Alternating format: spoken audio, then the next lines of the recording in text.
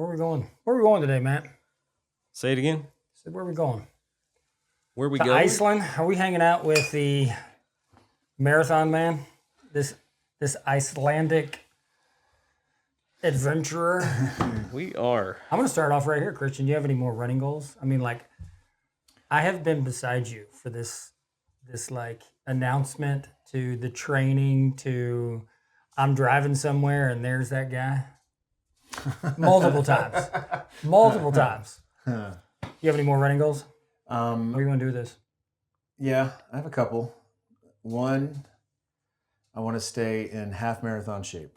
So my goal is at any time I could sign up for a half marathon and I don't have to do any training. Yeah. So that's my goal now. So I still do a long run every weekend. What's your long run now? I did 11 this past Sunday. Okay, I have 12 this coming Sunday. so a long run is not going to take you more than 13 then anymore. Is that what you're saying? Yeah, probably not. Okay. No. And then I think when I turn 60, I'm going to run another marathon.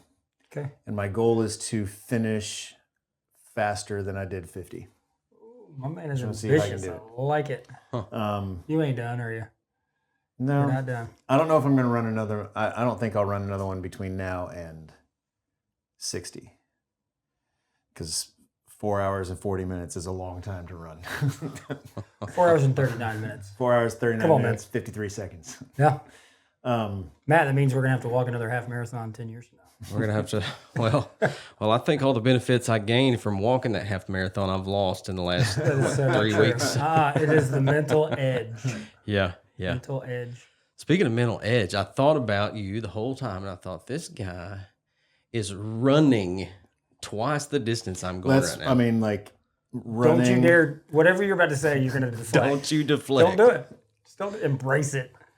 It's doing a lot of heavy lifting in that sentence. I guess I could rephrase the mental battles happening in your mind, or that were happening in my mind, were paling in comparison to what my friend was enduring. The mental battles were not what I expected. Because if you do any training like this, everyone talks to you about the wall, right? You hear about the proverbial wall that you hit. I talked a lot to John Burroughs, principal at Walker Valley. He runs a lot as well. He's run a marathon, so we would talk, and he even said, he's like, "What's your longest run been so far?" And up to that point, it had only been like 16 miles or 17 miles, which was taking me right around 3 hours. And he was like, I think you need to do a longer one. I was like, well, I'm just doing whatever it gets sent to me. And his thing was, the reason he was saying that is your body needs to feel what it's like to run for 3.5 hours or 3 hours and 45 minutes. Yeah. Because he's like, that's where the wall is, unless you're competitive, right? And you're trying to do it in like 2 hours or 2.5 hours, which is not me. Sure. And so that's what I was expecting it to hit. And I don't mean for this to sound arrogant, but I never hit that wall. There was never a moment when I was running that I was like, I don't think I can finish. You told me you felt stronger the last 6 miles. Oh, I did. That's awesome. I That means you've trained well, man. I actually increased my pace, Yeah. but I did practice, and I think I talked to you about. I did a lot of reading too, because when I go do something like this, like I want to know what are my feet experiencing, right? Like what's happening to my body as I'm doing this? What am I going to feel, so that then I can mentally prepare myself for that. Matt did not do that research on his feet before we did a half marathon walk. That wall came for me at about a 20-minute pace at about mile 9. I mean, it's there for everybody in some way. It was right when we passed Champy's Chicken. I wonder if that had anything to do with it. I mean, it was tough. Some fried chicken and some collard greens. Sounded good right there. Yeah. Now, you were in the middle of something, though. So, did you hit some other sort of well, wall? yeah, it was an emotional wall related to the reasons why I was doing it. That were kind of like, if I started thinking about, because when you're running that long, your mind just goes. It can go anywhere it wants to. And then the podcast that I was listening to, I picked it specifically because it was the last episode in a series I was listening to, Hardcore History, and it was like a 5 hour. And I was like, even if I have to walk, this is the perfect length, right? Because I didn't know what to expect. I might have to walk. I got 3.5 hours in and my headphones died. So Oh, I man. have no more podcasts to listen to. And so then the mind is Hold on, really did free. you not charge your headphones? I did. They only have that. Okay, I got you. I mean, they made it 3. Part of it is I had the active noise canceling on, which drains a lot of battery, but There you whatever. go. I'll call Tim Cook for you. Yeah. Did I get that right, Tim Cook? I mean, that wouldn't help because I'm Samsung, so Oh, yeah. My bad. he'd probably be mad at me, actually. So in that last hour and 10 minutes or whatever, I don't have something to distract me. So there's a lot more of the mind just kind of wondering. And so then there's this vacillation between, I can feel everything tearing up and like, you know, it was emotional walls that I kept hitting. There was never a point where it was like, I don't know if I can finish or I don't know if I can run anymore. It was, I need to be able to see where I'm going. I need to I don't want to run and be wiping tears. Like it was that kind of thing. Because there was, and I guess part of it too is when you physically exhaust yourself at some level, it makes the emotions more raw. And so the things that I was able to like academically contemplate as to like why I decided to do this, Yeah. you're just a little more vulnerable and a little more, your guard is down, I guess, when you're physically fatigued, like when you're spent, which then makes the emotions much more present and able to break through. You willing to go there? You willing to share with us that reason? If I can do it without crying. Now, I know this story.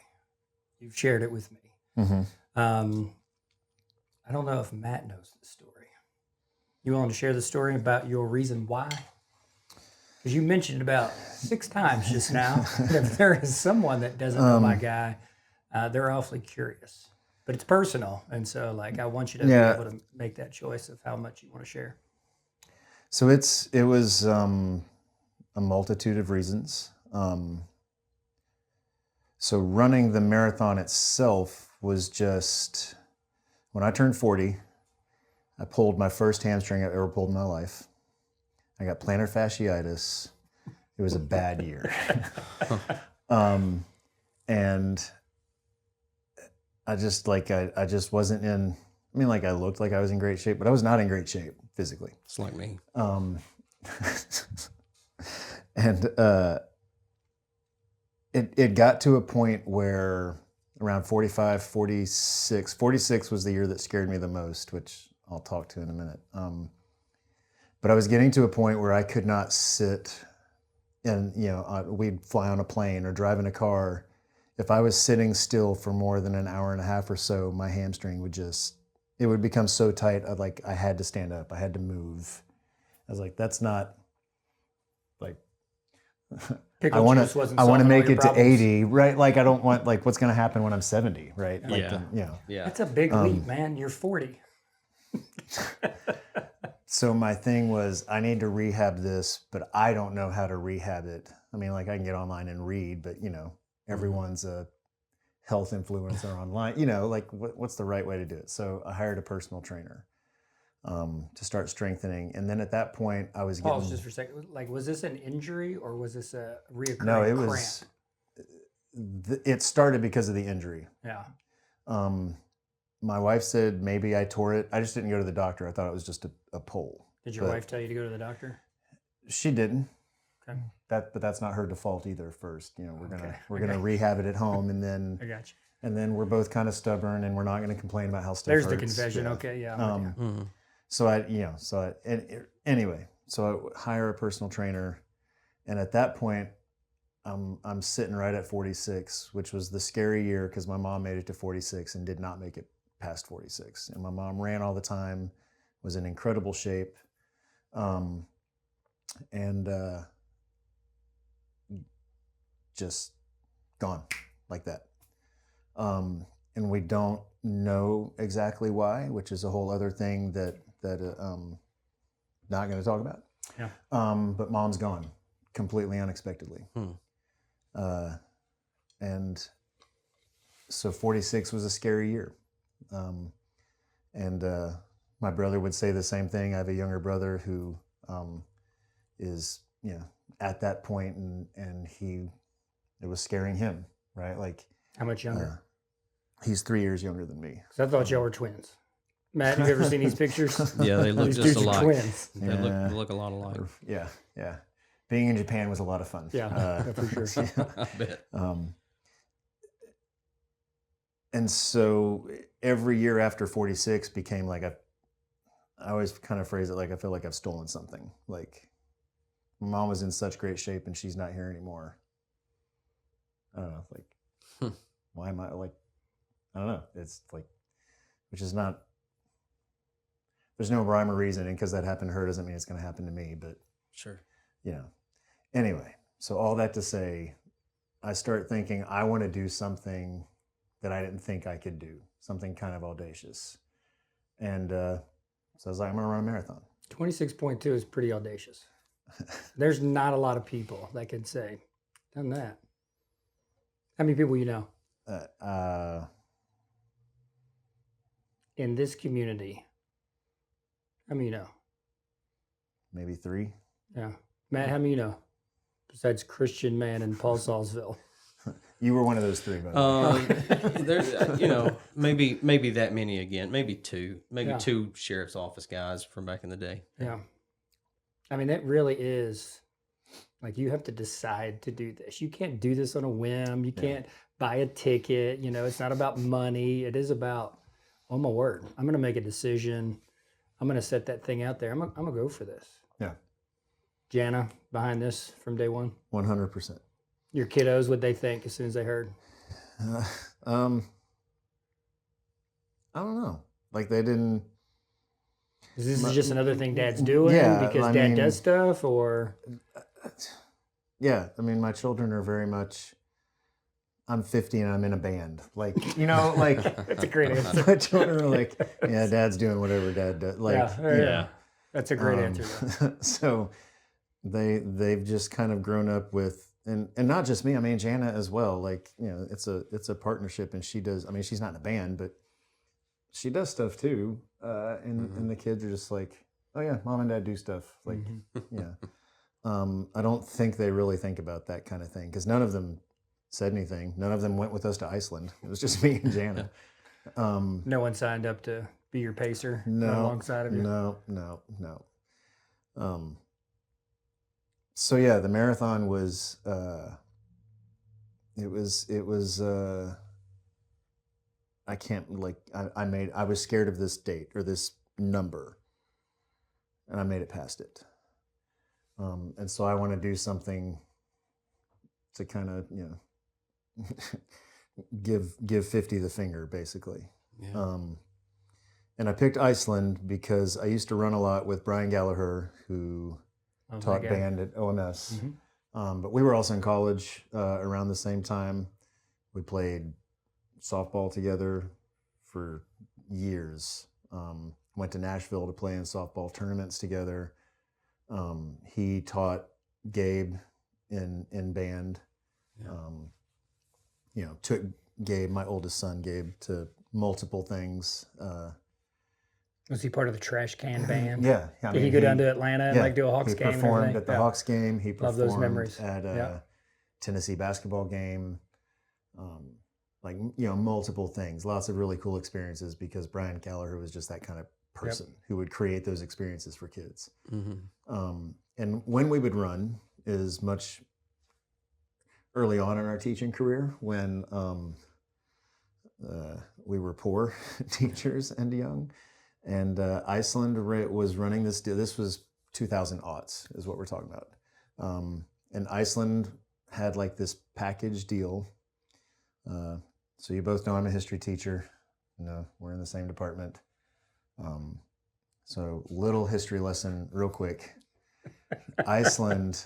What if I didn't let you do this right now? I mean, how much would that just bother you? Stay, man. No, I'm just kidding. This is our integration for the episode. Yeah, I need it.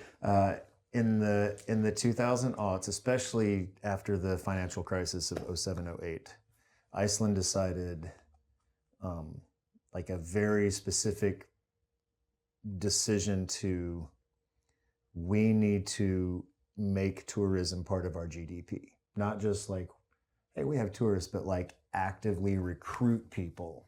You want to come to Iceland. And now, if I remember our guide correctly on one of our excursions, it's like 27% of their GDP. I could be wrong on the number. It could be like 24, but I know it's in the 20s. Wow. And that's, I mean, That's for a country. yeah. That's not for Gatlinburg. Right. Yeah, Yeah. that's for a country. Yeah, that's amazing. And so it worked. But as Worked part on of you? yeah, yes. But as part of that, what they would do is offer, come run the Volcano Marathon. And it was a package deal: airfare, lodging, food, 3 days of tourist stuff, and 1 day of marathon. And it was, I want to say it was like right at $1,000, maybe $1,100. And it was like, And this is back in 08? yeah, Yeah. 08, 09, somewhere around there. And Brian and I were both like, yeah, we could afford that. Let's go run an Iceland marathon. Like, let's do it. Yeah. And Brian was very much the guy, if anyone knew him, as like, he would try to get you to do insane runs. Like, there's the Krispy Kreme run where you eat a dozen hot Krispy Kreme donuts. They are hot. And then you run a 5K. And then you eat another dozen hot Krispy Kreme donuts. Matt's blinking And over he there. did He is it. processing all Like, of what you just said. Sounds he- good, doesn't it? He did it. And there are other type runs like that. He would just do that kind of stuff. Wow. We could do a hot and ready walk. You know the punishment you would go through? No, we're walking. We're walkers, man. Yeah, but I mean, still, to eat a dozen donuts, first of all, Yeah. there's a wall He there. ate Yeah, 24. whoa, no. He ate 24. This is a hot and ready 'Cause you Krispy start Kreme. and It then just go- melts in your mouth, yeah. man. A dozen is like Yeah. done. It's the chocolate you know milk who washing it tried- down that gets you. You know who tried to do it with him is our new principal, Dr. Jones. He tried. What's Dr. that He mean? tried. He did not eat the donuts. That's his story. You should ask him about it. Okay, But he we told will. me he struggled to do that. But that's the kind of stuff he would do, right? And Yeah. so he's like, yeah, let's Did you run mention a vol- Ragnar? Those Ragnar runs? I've never done one. Okay. No. Because like him, Casey, right? Kyle Page, they had a whole crew Mm-hmm. Yeah. that did like the Chattanooga to Nashville run. Yeah. They also did the. That's crazy. They did the run from here to Boston. Here to Boston? Yeah, they did that in honor of the Boston Marathon bombing, and so they raised money How many for people it. were on your team? There were like 15. I wasn't part of it. Yeah. But there were like 15 that did it. Wow. And it was all those people you were saying. Yeah. I cannot remember his name. There was one guy who was the anchor who made up any time they lost by running a marathon a day all the way to Boston. He covered the most miles. I need to know that name. We need to find that out. I 'cause don't. need I to- don't remember his name because I don't personally know him. Yeah. But he was the anchor, and he would make up the time for them that they lost. And they had the whole thing set up. It was like local TV stations did it. But yeah, those are the kind of runs. Steve that Hartline they would riding do. along, commentating the whole I don't time. know that he rode along, but I mean, they did have a van that would Yeah. like meet at certain points. And most people put in about 10 miles a day is what most people did. And then, and it kind of varied from there. Again, I didn't do it, so I don't know all the specifics. But they ran all the way to Boston to then deliver what was raised to Yeah. a charity or something. All right. I'm going to bring you full circle back to Iceland. When you got done, you've been home for a little bit. Mhm. Did that do anything to that 46, 47? I'm now 48, 49. I just raised my middle finger to 50. Like, is there some resolution there? Is there, what's that like?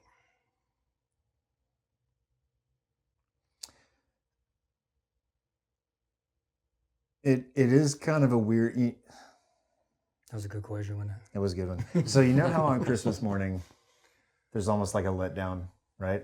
Like everything leading up to Christmas is, oh my God, I bought this gift. I can't wait to give this gift. Or what's under the tree? Or what's my surprise? What am I surprising someone with? Like that's the fun part, right? Sure. The journey. Anticipation. Yeah. And you know, there can be letdown on Christmas Day once everything is open. And it was not that there was a letdown, like I don't want to imply that, but it was definitely like, I mean, I started working on this like it's been like 3 years. Yeah. First to rehab, because I wanted to make sure that I rehabbed correctly. Like it wasn't like I wanted to be able to sit in a car and on a seat in the plane and be okay when I'm 80 to jump ahead to 80, right? Like I want to be okay then too. So I was like, first I want to do this so that then when I run the marathon, I'm not doing damage on top of damage. I want to be ready. And so, it was about 2 years of first rehab. And the other thing, and I hope I'm not boring anyone listening to this. The other thing is I do not enjoy lifting weights. That to me is not fun. I'll run all day. I will do yoga. I used to teach yoga. I'll do body weight stuff. That's strength training though. Don't give me weights. I don't want to do weights. So you've been doing weights? No. Oh, okay. So that's why I hired somebody though, because I was like, I don't want to do weights. How am I gonna like? Okay. And so the training is all interval training, speed runs, and then recovery runs, and like. You still doing your yoga? Sprinting hills, not as much as I should, because I run so much and then do body weight exercises that then. Well, you got a lot going on. Yeah. Let's not should on ourselves, because that's pretty amazing that you do all that. So the money I spent on my trainer was absolutely worth my spending that money, because it did, without lifting a weight, it got my legs ready to run 26 miles, which is why the last 6 miles I was passing people and got my pace down to under 10, a 10-minute pace. Which I told Christian this the other day, Matt. Like, when I was running my marathon, I was the guy people were patting on the back as they were passing, like, hey, you're going to make it. Hey, stay with it. Hey, you're fine. I'm not fine. Stop patting me on the shoulder. So Paul's saying that, but I am also going to give, there were lots of people along this way that when I would tell them what I was doing, I didn't walk around with like a sign, like, ask me about my marathon, going to Iceland, but my friends and family knew. But Paul's advice to me was, when it gets hard, don't forget you're in Reykjavik. Like, look around. Don't look at the ground. Remember where you are and look around. And that helped. Because the first 13, there's a much larger crowd because there's lots of people running the 10K or running a half marathon. Mm-hmm. But as soon as you get to that half marathon distance, those people all break off and they're done. It's just the crazy people left. Man, it was a lot more sparse. And in those moments, especially when I'm in some places that like I was never going to go to this part of Reykjavik ever. You'd only run to get there. Right. That's awesome. So I'm going to look around. What am I going by? What's here? And so I did, I tried to take pieces of advice that everyone gave me. And that was helpful for sure. So what you're saying is you're still processing this. Oh yeah, I guess yeah. All right, let me here. So I'm not. There's not a down. Like, I was only comparing it to Christmas because like the anticipation, because of all this. There's not a chance in the world we're going to walk away from this being like, oh, Christian was let down by the marathon. Right. It's just that was a heavy lift for you, and it was 26.2, but it's also all this other. So I'm going to turn this real quick and talk to you as a dad. So there was this number, right? Mm-hmm. You figured something out for yourself. Your mama was probably and still is whispering to you, especially as you cross that line going, son, you didn't have to do this. That's certainly in this. Mm-hmm. But as a dad, when you look at your kids and think about what you did, kind of, in honor of your mama, in remembrance of your mama, for your mama, with your mama, what are some of the things? You've got 3 all-grown babies. That girl ain't all grown, but we'll call her. She can at least she can see the finish line of graduation as a junior. What do you see for them? What do you want for them, or what kind of vision do you have for them? And it may not be like, what are your ambitions for them? But like, you see what path they're on. Gabe's doing some really cool stuff with you in your band. You know, Miles, his athletic career at Lee probably didn't turn out the way he thought because of some injuries, but like he's about to get into the real world, and the career path he has chosen is going to be one of service. And I think that's really cool. And your girl, I mean, she definitely has some volleyball ambitions. I mean, like when she's the only one in the gym for hours at a time. And I've seen that, you know, there's some young athletes that'll go do that once or twice. Your girl's been doing it for quite some time. What do you see for them? What do you want for them? And I'm going to add this. What do you want them not to have to carry, so that there can be some, you know, you can call it generational healing or some just generational, let's figure some stuff out so you don't have to carry what I've carried. Does he do this to you a lot? All the time. There were like 5 questions. There's like 5 things. All the time. Yeah. Okay. Yeah, you get to pick one. Pick your favorite child and start there. Whoa. It's all right. They don't listen to podcasts. I can say Uh-oh, they will now.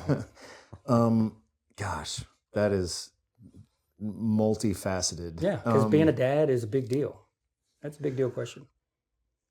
So number one, and I would tell them this all the time, especially like if Carly would complain about, why do you have to do a long run today? Or something, or hey, I got to go to bed. Or they're laughing at me because I fall asleep at 9:00 because I get up at 5:15. Yeah. So hold on, you're not going to bed. You're falling asleep. And Because then those I are get two in different bed. things. Yeah, no. Okay. I mean, I will crawl in bed at 9:00. I'm not above that. But kind of tongue in cheek, but also I'm being very serious, is I'm running partly so that I'm still here for y'all. And like, I don't mean, like, I don't want to add the burden to them, like, because I didn't, like, you don't have a grandmother, you don't have these experiences. I can't just like ask my mom, was I a turd like that? Like, how did you handle this? I don't have that. And I mean, no disrespect to my dad, but some of those are questions you want to ask your mom, right? Would she say you were a turd back in the day? I hope not. Okay. I mean, she's been gone since 2001, so there's a lot of distance in that loss. That it hits you in different waves unexpectedly. The raw wound of the immediacy of loss is gone. But then, as I got closer to 46, like, it was a whole new wound. And then I do this thing kind of in that spirit of, I'm doing this because these are stolen years, right? Like, there's emotion in that too. Like, so, it just comes in different waves, which is how that's, if you've lost someone, that's how loss is, in every way. And so I don't tell my kids, like, I'm running so that you don't lose me like I lost my mom. Like, I don't say that. Yeah. Sure. Because then they would have to carry something. Right. And that's not fair to them. So let's talk addition then, since you talked about subtraction right there. The addition of Gabe to your band. What has that been like? Duke can play. It's brag on him a little bit. So we hired a producer out of Nashville to do one more. It's gonna be 14 songs, 13 original songs, and then we did a cover of For What It's Worth. And he has made us better in every possible way. Where it's like everything is lined up that if we had hired a producer in our other iteration, we were good. He's made us better. And I mean, all I did as a dad was facilitate opportunity, right? Mm-hmm. Which I guess is kind of all we really can do. Yeah. And not just me. I mean, Jana is part of this too. Sure. We facilitated opportunity. Like this drum set that is sitting right here. We bought this drum set for him 6th grade. and it's still the drum set. I would like to upgrade, but I'm spending money on other things. So, Yeah. but it still he makes it sound good. I let him put the drum heads on. He tunes it. He takes care of all of that. I just store it and move it.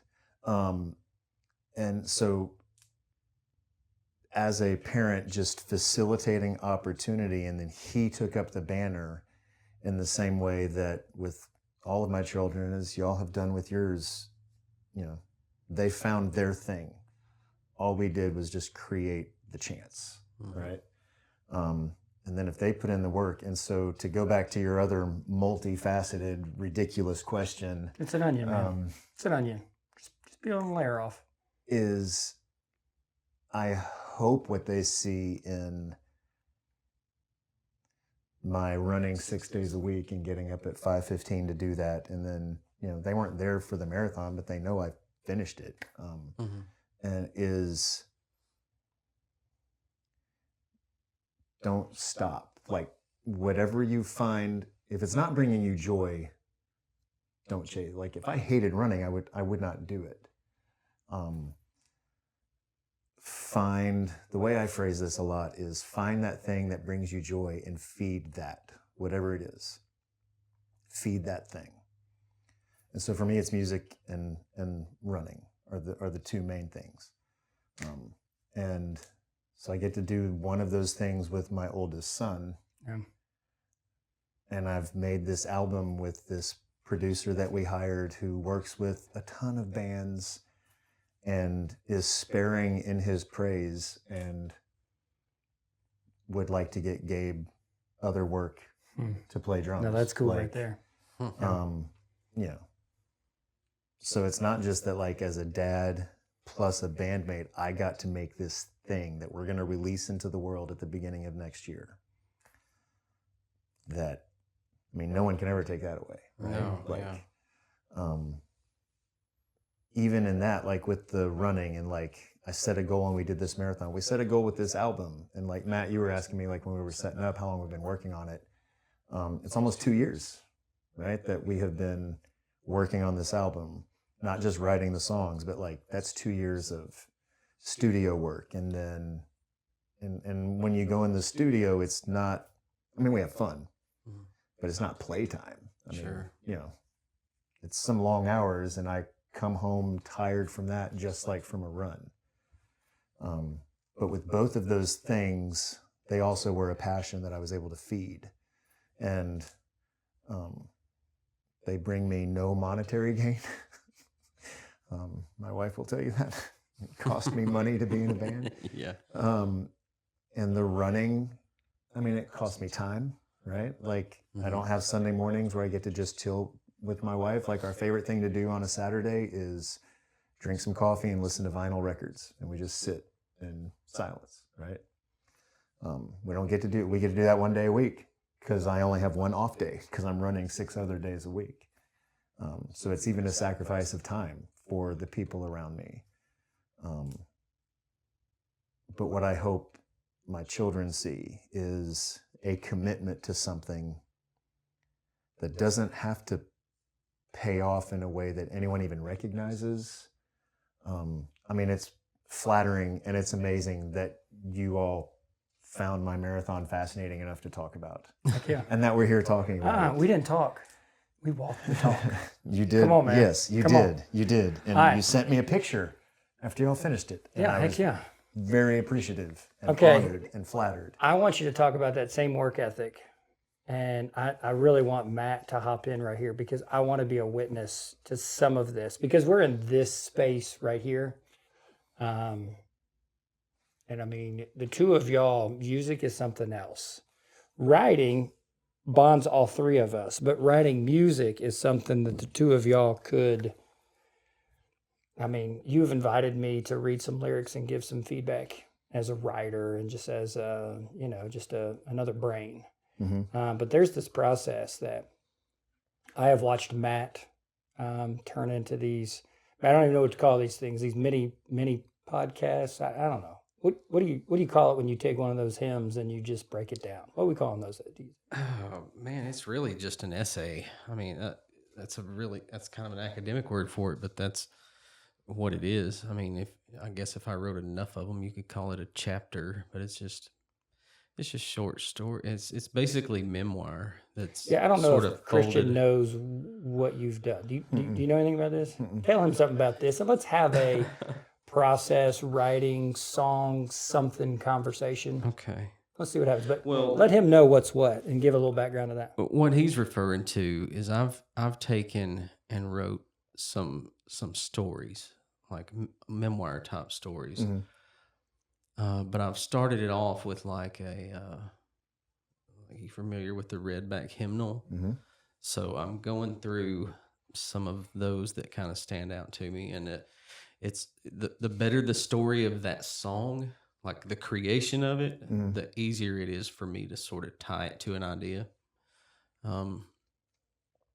So one was like, "It's Well With My Soul." You know the story of that song?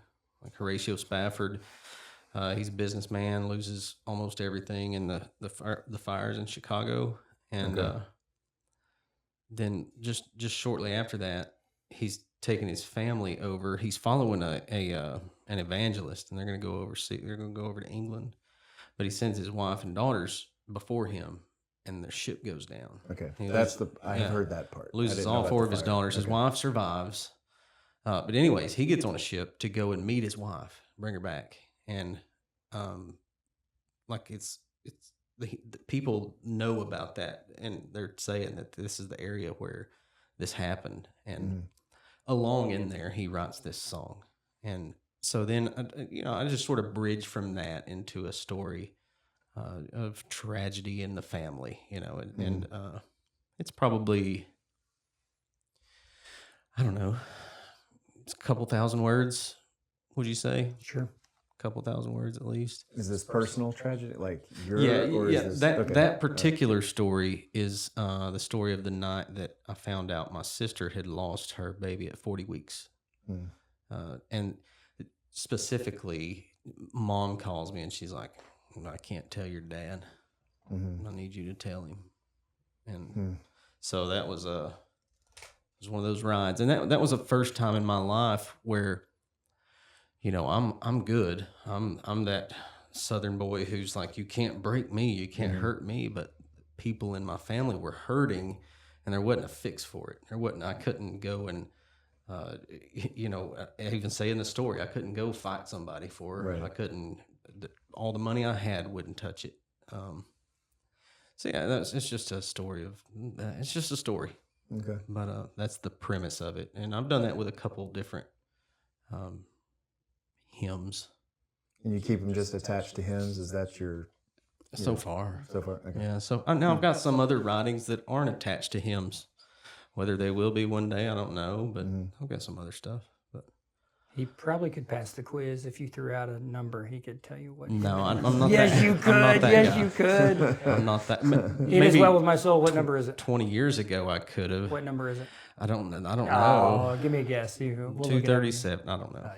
I genuinely don't remember. Christian, one of the other things, like he sings during this. I mean, he just makes it his own. Now, I know this about your story: writing, music, creating.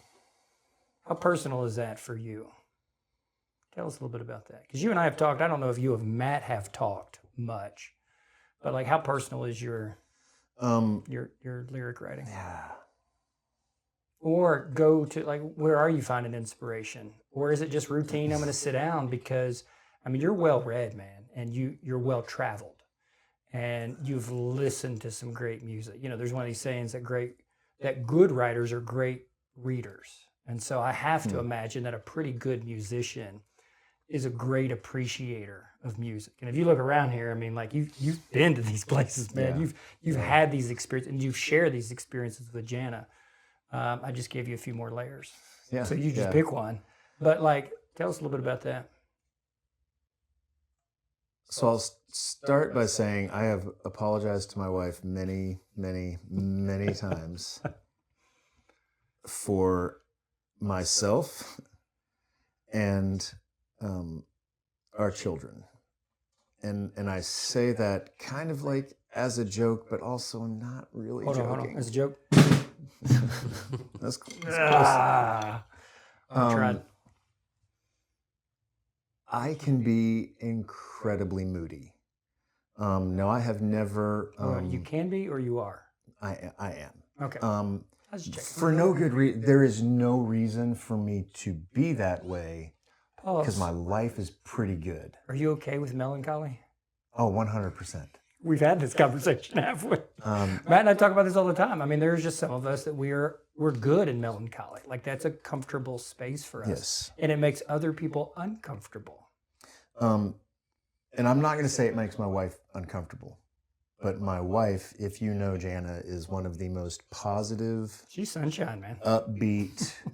She keeps our family functioning in a way that my moody rear end could not. Like You're self-aware, man. Kudos. It wouldn't happen.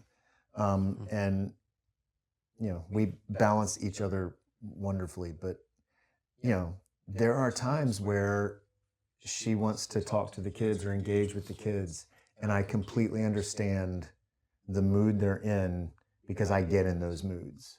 And so I will apologize. That's when I'm like, I'm so sorry. They get it from me. Is that what the apology is? Pretty much. Is it all three of them? To a degree, yeah. Gabe being the oldest is definitely the most passive without being moody. Miles and Carly are good. Yeah, they're very much like me.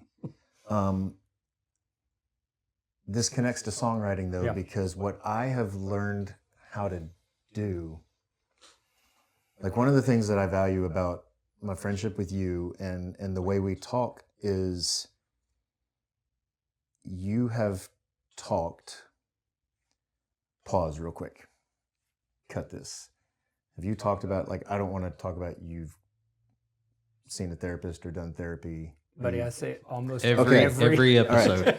I didn't want to be the guy that's... And I'm not cutting that. That will not even be cut. That will be encouraged. Sure. Okay. We're going to turn up the volume on that one because we are encouraging folks. Because you have talked to me about your experiences in that world. Yeah, that's right. And I watch you on a regular basis interact with our peers, our colleagues, and students in a way that it's like you have put into practice the experiences that you've had in that setting. Like you are very good at a turn of phrase or a perspective or saying something that will make me go, huh. Like, okay, that was Paul the therapist. It's my learning target, doing man. that. That's my learning target up on the board. It's right there. H-U-H. Exclamation mark. Yeah. What's H-U-H? Huh? That's just huh? Okay. All right. Okay. You just said it. Okay. I mean, like, I'm going to just like edit this part and throw it into my class and go, hey, everybody, unsolicited, Mr. Mann. You hit the target. Yeah. I mean, there probably couldn't have been a greater compliment all day long, all week long. Thank you. Yeah. But keep going. So, because you are bringing this back to your Yes. own personal story writing. yes. So I've never gone to therapy. And we've talked a lot about, you and I specifically, about our upbringing and our experiences in church and things like that. And definitely in my experiences, like Jesus can solve it. Like you don't go to therapy kind of thing. And so there were times I probably should have, but I didn't. But what I've learned is that 6-string instrument can do it for me. And so what happens with me is where, like what amazes me about what you were saying, Matt, is you bring this like personal story into it. I don't really do that in my songs. If I'm in just this place that, why am I here? Right? Like why, what got me here? Because there is no good reason why I should be feeling this way, right? I am happily married in my 27th year of marriage with 3 amazing kids. Like there is no measurable reason why I should be feeling this way, but it'll just hit. And like I have learned, that's how I've made it 27 years, is like when I'm in those moments, I just need to be quiet. I'm not going to say anything because I'm here. And if I say something, it's going to be from this place and I'm the only one here. And that's not fair to anyone around me. But what I've learned how to do is I will grab my guitar and write a song, even if I'm the only person who will ever hear this song. I will write a song channeling that emotion. And like sometimes I'll let it get dark because no one else is going to hear this song. This is How many of those just songs you me. got? Give me a number just for fun. I mean, it's How many at least songs a- you I mean, got it's- that I no have- one has ever heard? I mean, it's got to be 75 to 100 easy. Easy. So you're living And when well I say past song, 80. like when I say Whoa, song, hold on. So this is the it doesn't collection have to be a finished song. Though. I'm Like, going to it look can be, for. No, I get it. You know, like it can be a part of a song, but then I processed that, and I'm not really in that place anymore, so it doesn't even make sense to try to like finish this song. Because wherever I was when I started this song, I don't feel that way anymore. Now, there may not be a consistent answer to this, but are we talking like daily, weekly, monthly, seasonally? As I've gotten older, it's less. Mm-hmm. I mean, there was definitely a time where it was probably every couple days. I just, why am I mad? Or why am I not depressed, but definitely, I guess melancholy would be the way to say it. Like, for no good reason, but I would just be in this place. And, you know, when I was younger and in early years of marriage, I would sometimes, you know, say a spiteful thing or, you know, I don't remember what it's called, but I am really bothered by hearing people drink and chew. Misophonia. I can't handle Yeah, it. you're Like it Matt Harris. drives me Oh, insane. hold on. There's a word for that? Yeah, I'm pretty sure it's misophonia because I'm one of the worst people you've I ever can't, met. like, Say that one can't. more time. I've never heard this word in my life. I believe Yeah. it's called misophonia. You're I may saying it be- like you mean it. I may be misspeaking, but listen. And what's it mean? It means hearing mouth sounds. I can't do it. Yeah. I cannot do it. You're that way too? Absolutely. So are we talking I'm even beyond that. If like that kind of stuff? That's bothering you? that's I mean, that's not as Got bad him. as so you don't like ASMR. no. Oh gosh, no. I remember when that first No. came around, I almost had to. I can't. I almost nope, lost it. Nope. I'm that guy. Is If it I listen anything to a besides mouth podcast- sounds? No, not really. Because mine is. Okay. Mine could be other things. It could be like this time of year at school. Every now and then, You know what mine was? like The chair every that I gave to Paul. everybody gets the sniffles. Right. But if you've got the sniffles for 30 minutes and you're once every 30 seconds, all right, man, I need, come on. Okay. I need a little self-awareness to take over here and realize that's kind of annoying. There's this conversation in our house that, you know, you slurp out of an aluminum can, it makes it taste better. Nope. This is the one bit I'm taking home to Sarah tonight and telling her, all right, you got 2 more people on your side. Here's your Because question. I believe it with all conviction. You slurp out of that can, it just tastes better, boys. Do you Try ever, it out. Is Try this, it out. Is this ever tied to people? It can be. Like if I came here, first time I've ever visited your house and I smacked my lips a couple times, does that drive you crazy? Or maybe I mean, if it's contrast like that. a once or twice thing, it's probably not going to stand out as much. Yeah. And kind of like everybody, like if I'm in one of those moods, I'm going to hear it way more than if I'm not. Right? Like We got to figure out where these moods come from because you're describing me. You're describing me, man. Yeah. Yeah. Writing. So Hey. Writing, though. Writing? Where is your writing coming from?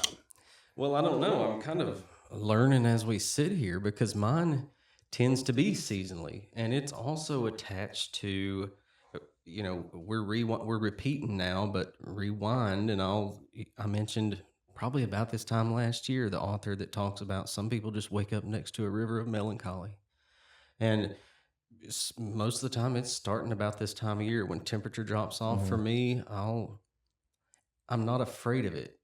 it used to be like plain out sad. Now it's not. It's different. It's not sad, but it's not jovial. And it feeds this, and this may just be age, but it feeds this. I have no problem with being alone, completely alone, whether it's listening to a podcast or listening to music or writing. But last fall during that time, I was writing all the time, and then it's like the weather changed, and I'm bippity bebop,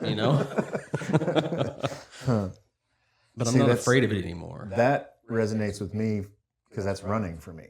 Like part of the reason I don't want to go lift weights is I don't want to go in a gym. I don't want to be around. Ugh. Yeah.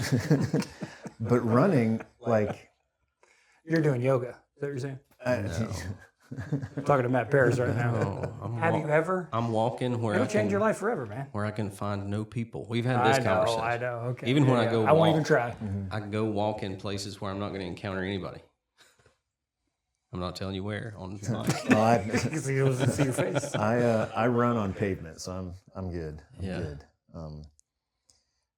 Yeah, that's funny. I can remember laying in bed when I was a teenager, and there was this like soft rock station that I would put on just as low noise. And they got a new female DJ. Nothing against her being female, but when she talked, I could hear that like crazy, and I had to I just switch it up. I couldn't take it. Couldn't take it. That you even remember that still now says something. It's Paul. This has been my I entire know you life. named it. You named it. I mean, it's got to be a thing. Entire life. I hope I got that term right. That sounds right, but I could not have pulled it out of the air. I can't. I know it's a thing, but I couldn't remember. All right, boys. I want to do something for fun.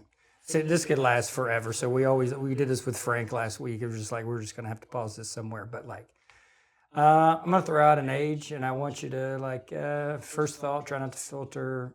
What music were you listening to? Okay, for fun, just for fun. Okay, we're all 10 years old. It's gonna be hard to answer. No, it's not. No, it's not. It's gonna be embarrassing, is what it's. No, that's where I'm going for. Because you and I know I've had this conversation. You and I know I've had this conversation, but I don't know if the two of y'all have had this conversation. Because like when I'm 10, Carmen. Please do not. Can you name a let your year opinion of me instead? drop. Well, I mean, do the math, man. I'll do the math. But okay. For me, it's 1987, and Carmen has come to town, and our church hosted him. And I mean, Jesus' underling has shown up because it's Carmen in the 80s, man. You know Carmen in the 80s. How about you, Carmen? I know Carmen, but not from the 80s. Okay, yeah, because you weren't born yet. Yeah. I was going to give you a 1987 answer, though. Give me something. Raffi. Baby Beluga. Y'all don't know Raffi? I do not. No. I was 3 years old.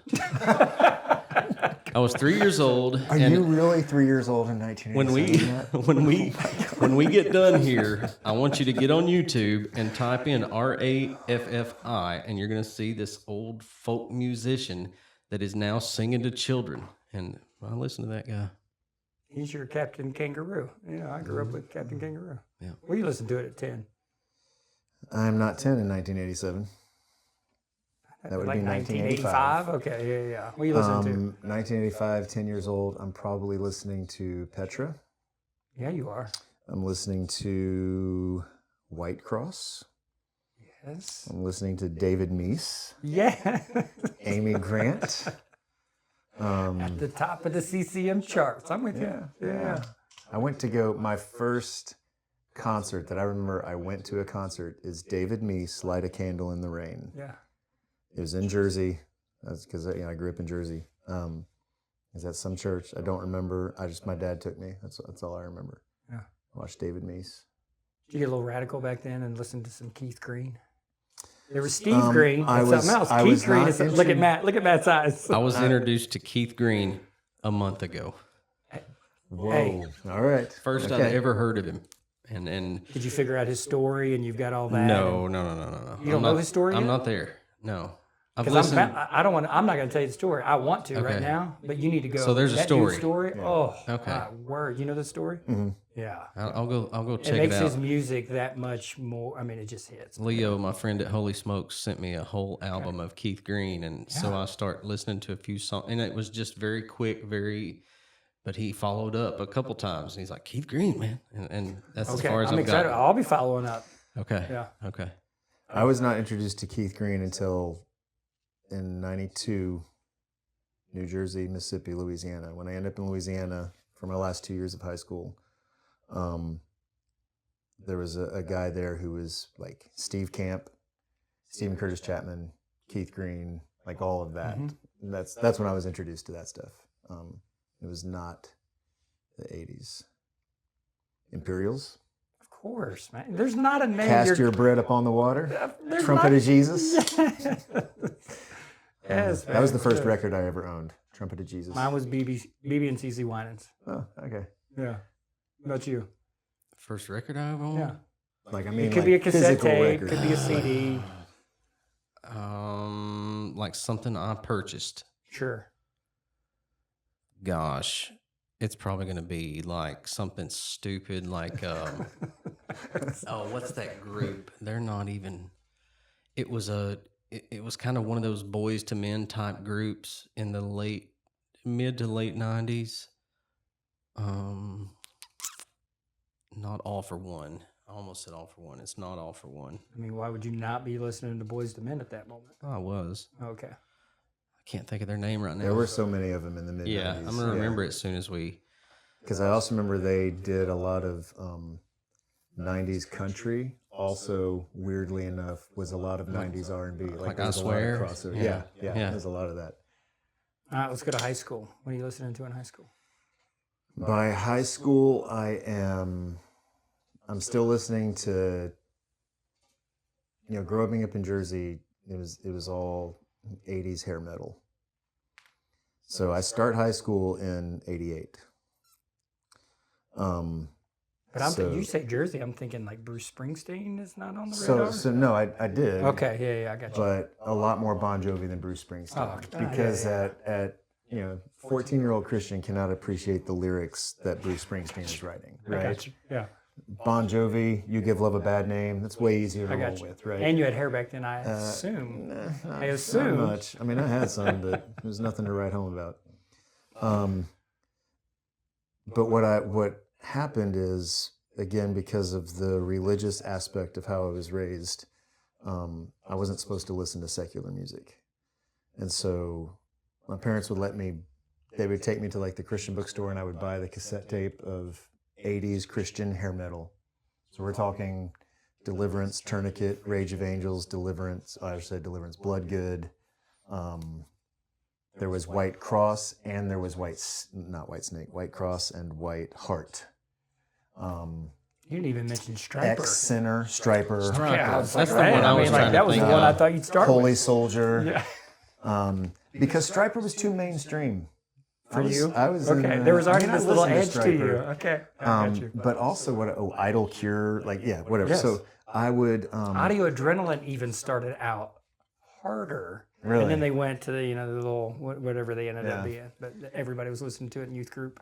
Well, for your listeners that don't remember cassette tapes, do you remember you could take Scotch tape and put it over the top and then record on them? Yeah. Right? So I did not own... For those of us who could not afford to go buy blank tapes, yes. Yeah.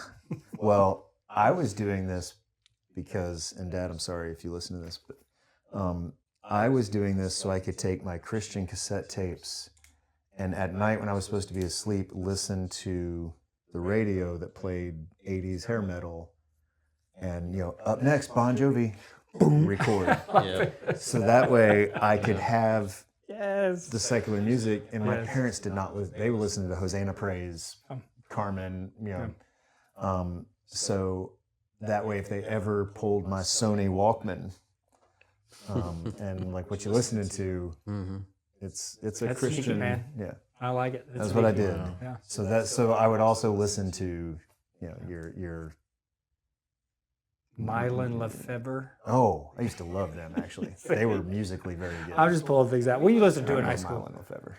In high school, I'm in a cover band that really likes Nirvana. We did some Pause right Weezer. there. Let's make sure we That's capture that. Cover awesome. band. Yeah, Who's in that band? What'd you play? Did you play guitar? I was a drummer. I was Okay. the drummer for that Alright. band. Yeah. Who's in that band? My brother Anybody was we know? My brother played the bass, and a guy named Trey White played guitar. That's pretty much it. Y'all are a trio? Yeah, All right. that's all we needed to play that music. I mean, but yeah, we'd have dudes come in and sit down on their guitar from time to time, and maybe even be a part of the band for a week or two, and then So, like Metallica, Pearl Jam, Soundgarden. I mean, like where Pearl you going Jam with for it? sure. Soundgarden, not so much. I'm listening to that. We're not playing that. But I do love I did love Soundgarden. Now, I'm with you. I have this other life where I told you before, I'm like an encyclopedia of Southern gospel music, because that's it all throughout, from birth to even now. I'm listening to that. But This guy's family, they'll be in the same room. Somebody will start singing. Everybody's singing. I mean, like that. That's yes. I've seen a video of it. yeah, Don't deny it. Yeah, that's true. We didn't grow up in that house, man. No. I didn't raise babies that way either. No. That's funny. Yeah. Yeah, but yeah, it's very. I never really, like now. You know me now. I'll lock onto an artist and I'll stay on them for a while. I was never that way with anybody. You think that's just maturity and age, where you're more, because like your stories that you write, that you're talking about, like I know some of the artists we've talked about are very much story driven, right? It's like 100%. Everything. I love that you can sing great. I love that you can play really good. But I love you even more if you write something that makes me go, holy cow, like that's what gets me now, for sure. Both of you throw somebody out. And it's so rare to find somebody that's on the radio, and it has been for years and years. You every now and then you want to pop, but Jason thinking of right Jason there? Isbell, There he and you I go. have talked about plenty before. That You and guy's Christian like have talked crazy. about Jason Isbell. yeah. Yeah. And Who else for the two of y'all? Who's the one we were just talking about the other day? Stephen Wilson Jr. Stephen Wilson Jr. Yeah. Tear my heart out, Stephen Wilson. Yeah. Yeah. And Tyler Childers has seen some stuff. Yep. That dude's lyrics are, I don't want that life. I mean, I'll listen to it. No, I I'm don't like, want what that has this life. I universe don't want done that to life. you? Yeah. But I will tell you, the first artist at probably 16 years old, the first artist that grabbed me like that, and this is a radio guy, Brad Paisley. Heck of a freaking songwriter, man. Writes some crazy songs. Now, his radio music is radio music, but you get into his albums, and he's got some great songs, and he's a fantastic His musician. guitar playing is what It's- I yeah, it's why I listen unreal. to it. Yeah. And I got to meet him by happenstance. Oh, That was cool. That I probably need to locked hear that that story. 16-year-old in. Never heard that story. Yeah. There was this girl that I was friends with in high school, and she pops up and is like, "Hey, I got some Brad Paisley tickets." And we had talked about Brad Paisley before. We were a fan. He's brand new. And we go down to the Dalton Convention and Trade Center, and I think there's like 3,000 or 4,000 people in attendance. And his first album is out, but it's not enormous. We're just hearing this guy on the radio. And she had built a relationship with her radio station, so she knew like a DJ there. And she goes to say hi to him, and I'm just kind of sitting there. We had another mutual friend with us, Dave, introduced me to my wife. But I'm sitting there, and she comes running across through there, and she's like, "Come here, come here, come here." She's like, "Hey, he gave me 2 backstage passes. Let's go." So we go, and because I knew she had, but this is a whole other story, and I'm going to take way too much time to tell No, it. you're not. Tell it. I knew she had the opportunity to get a backstage pass. And the night before we went to the concert, I was working at McDonald's on 25th Street. And there was an old man, as I'm mopping up, there was an old man out there. "Can I help you, sir?" "Yeah, my son, we're from Kentucky, and he's meeting me. He told me to meet him at the McDonald's in Cleveland. Am I at the right place?" And I was like, man, you got about 4 or 5 shots to be at the right place. So let's figure out, can we get him on the phone, And as we're sitting there waiting, I'm just trying to help this old guy. And he's the sheriff of Harlan County, Kentucky. As we sit and just talk, I'm the sheriff of Harlan County.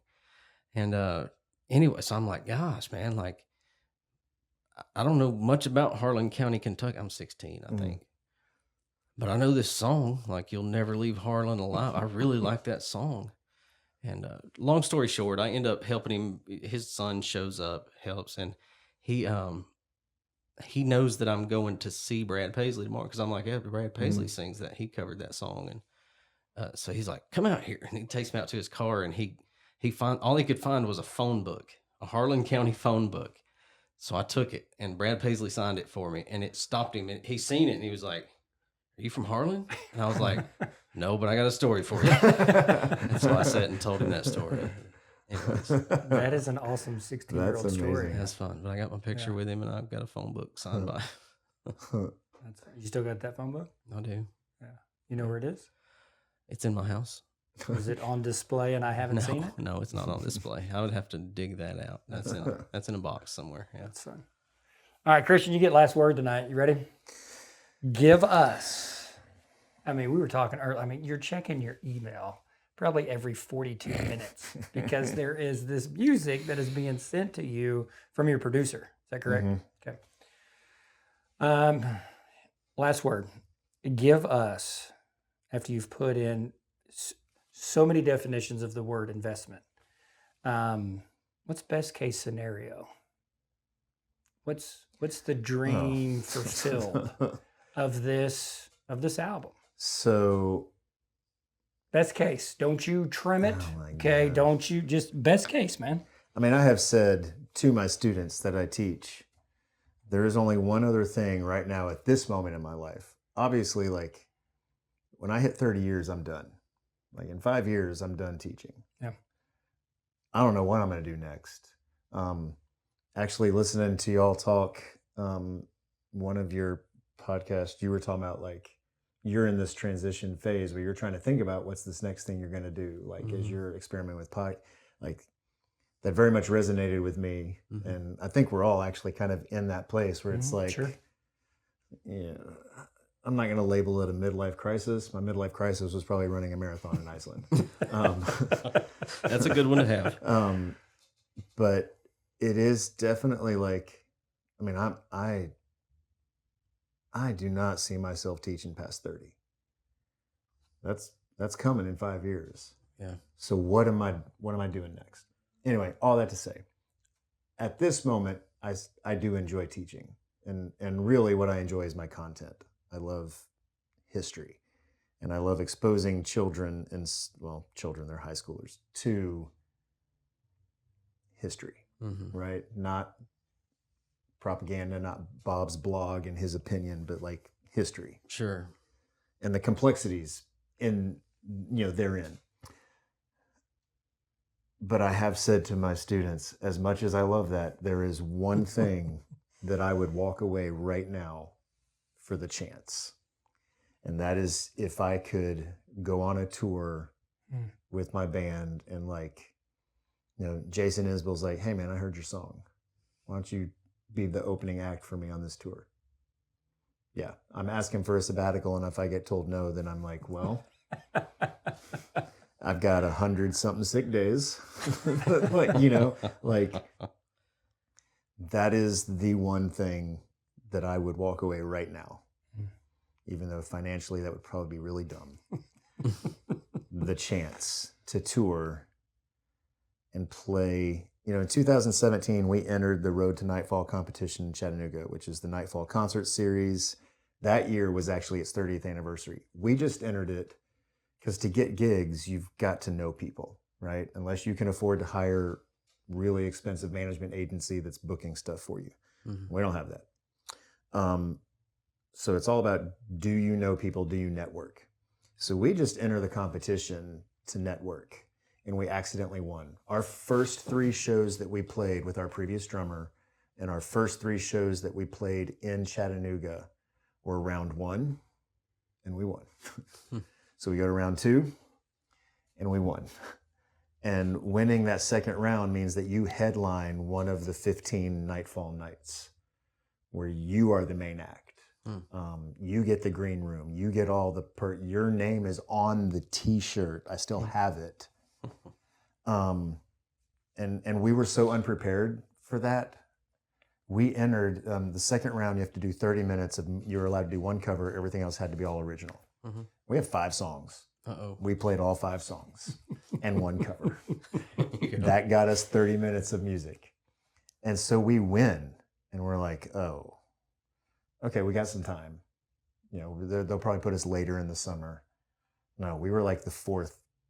We were in May. We were at the end of May. So 3rd or 4th night in the beginning of the concert series. And it runs all the way through end of August into September. We have 5 songs. We turned my classroom into a practice space. I had this drum set set up in the corner of my classroom on a carpet, and I would finish teaching. I would drag this to the center of the floor, push all the desks out of the way, drag this drum set center of the floor, set up my sound system. We run in-ears, but that way we could be loud and not disturb people. And I'd go home and eat dinner. My band would meet me up here. It's not my band. The band would meet me up here, and we would practice 4 hours, 5 hours, working on stuff. We had to write a bunch of songs to squeak out 90 minutes of music that had to be mostly original. We could do more than one cover, but it had to be mostly original. We played in front of somewhere between 7,000 and 10,000 people. Amazing. I've never played in front, like that was a one-time thing. Wow. They didn't know our songs. No. Like, we are a nobody. Yeah. We have no merch to sell. Like, we could have sold so much stuff that night. We have nothing because this isn't going to happen. We're just trying to meet people. But that high, even though they didn't know, it was the first night in the concert series that it hadn't rained. The weather was pretty great. You know, they shut down Miller Park and all the streets right around there in downtown Chattanooga. They have food trucks there. I mean, people come out because the city of Chattanooga pays for it. It's like this huge thing. They're not there to see us. They're just there to drink and eat some food and hear some live music.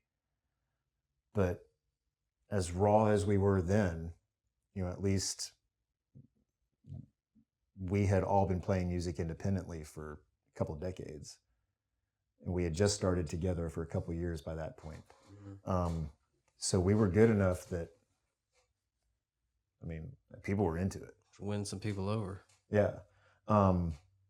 If I could do that as my job, I mean, all I got to do is replace a teacher's salary. If I could do that as my job, it is the one thing that I would walk away post haste. Gone. Best case scenario. There it is. Yeah. So when you ask that, but that's like, Yeah. Whoa, no, the whoa, no. pipe That's dream. last word. Oh, that's the dream. We ain't talking no pipe dream. We're talking about the dream. You've put in some stuff, man. This is more than money. This is more than time. yeah. This is family. This is when, you know, Gabe, yes, he's on the drums, but like those other folks in your life, the way you talk about them and how much life you've lived with them, that's family. This is huge. And this is dream fulfilled. But what I'm hearing you say is y'all are prepared this time. Yes. Right? Right. A lot of Yeah. luck. That's all I've ever heard in all my VH1 shows. Right? You know, you got to have something fall in line. I get it. I hear you. But you got to have some people in your corner. And you do this time, man. You do. I'm excited for you, man. Yeah. I love every bit of what you've been willing to just kind of share and give glimpses of. Musically, it's the best thing I've ever been a part of. That's ever.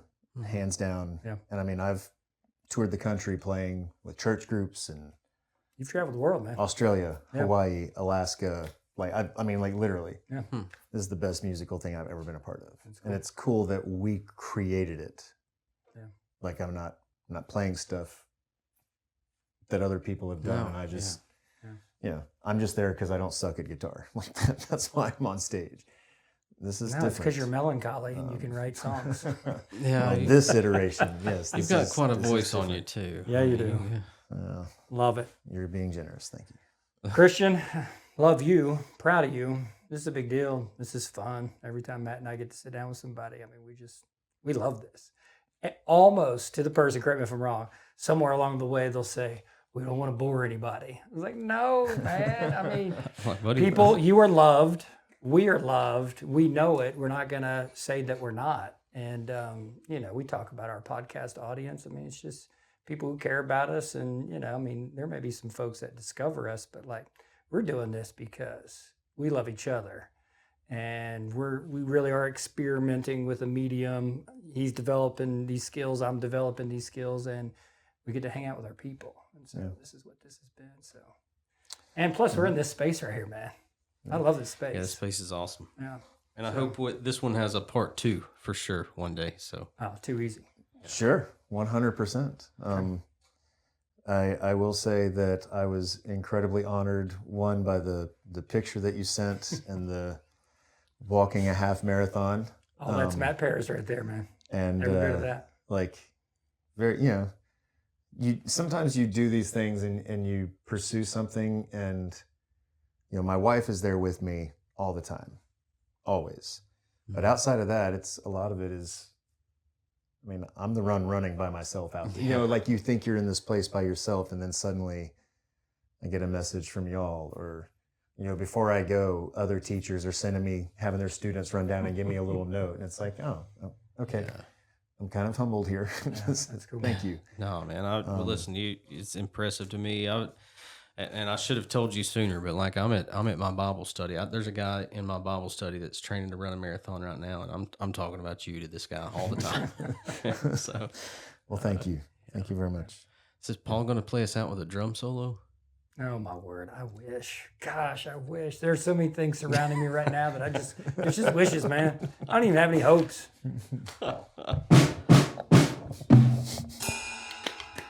That's awesome, Paul. Good job, buddy.